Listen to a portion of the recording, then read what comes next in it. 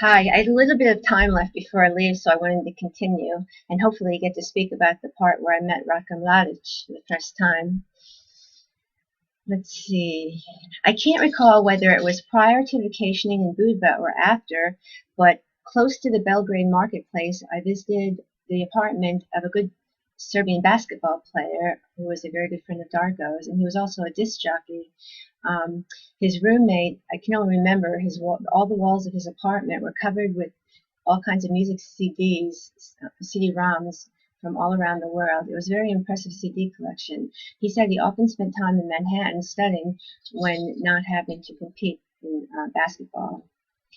I became increasingly sad during this time, owing that in another day I'd be again saying my goodbye to the man I loved, Darko, perhaps leaving Serbia forever. I wanted to stay and live in Belgrade permanently, but I had other duties, and especially to my graduate studies at Fairleigh Dickinson University in Hackensack, New Jersey.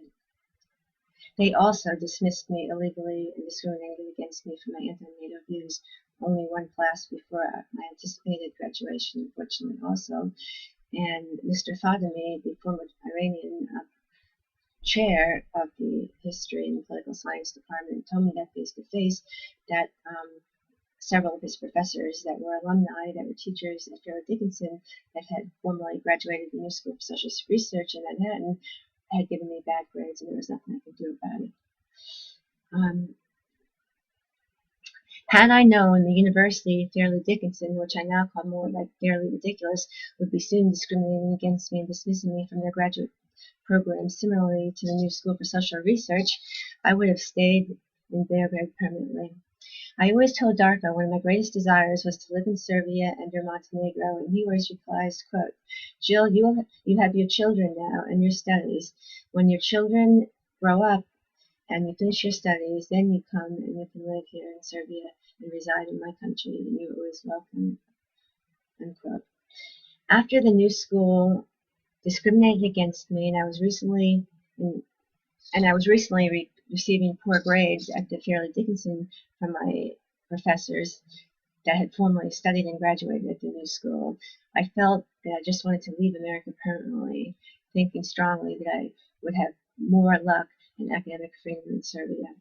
In fact, during my entire stay in Serbia, during my entire Serbian trip, I discovered that myself and others had more freedom to speak our minds openly anywhere in Serbia than I did in New York City on a myriad of subjects such as politics and theology without being badgered.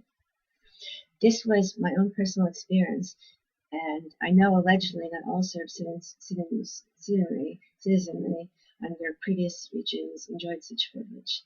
Upon leaving the marketplace, we enjoyed lunch at Darko's, which Bojana prepared. She was a great cook. My favorite Serbian food was gibanica. I think this is the correct spelling of it in my book. Gibanica is an exquisite main dish comprised of Greek phyllo dough, beef, cheese, and sometimes spinach baked in layers, similarly to Italian lasagna. After lunch, I decided to walk by myself to a local store for purchasing some feminine items. I wanted some air and time alone outside the apartment, and Darko also suggested I take a nap when I got back, and I did. I don't remember what time it was when Darko knocked on my door, waking me up.